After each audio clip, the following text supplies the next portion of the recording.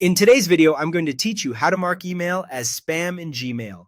If your inbox has been filling up with unwanted promotions, scams, or messages you never signed up for, this quick process will help clean things up and teach Gmail to filter similar emails automatically in the future. Start by opening Gmail in your web browser and signing into your account. Give your inbox a moment to load so you can see the message list and the toolbar at the top. If you're already inside a different folder, switch back to your inbox so you can act on the message that slipped through. Next, choose the message you want to report as spam. You can do this in one of two ways. If you can see it right in the list, hover over it and click the small checkbox to select it without opening it. This is great when you want to clear multiple unwanted messages at once.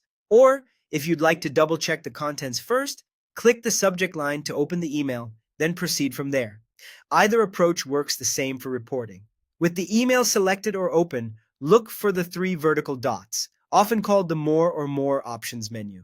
If you selected from the list, you'll find these dots on the toolbar along the top of Gmail. If the email is open, the dots appear near the top right area of the message view. Click those three dots to reveal additional actions. From the menu that appears, choose Report Spam. You'll recognize it by the exclamation mark icon. The moment you select this option, Gmail flags the message as spam and moves it out of your inbox. You might see a brief confirmation notice at the bottom of the screen, letting you know that the message has been reported and relocated. And that's it. The email is now in your spam folder, and Gmail uses that signal to help filter similar messages in the future.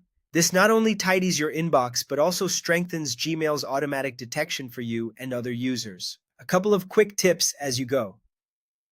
Check your spam folder occasionally when you're waiting for something important, just in case a legitimate message was misclassified. Messages in spam are automatically deleted after a period of time, so you don't have to manually clear them out. Finally, remember that reporting spam doesn't notify the sender, it simply protects your inbox.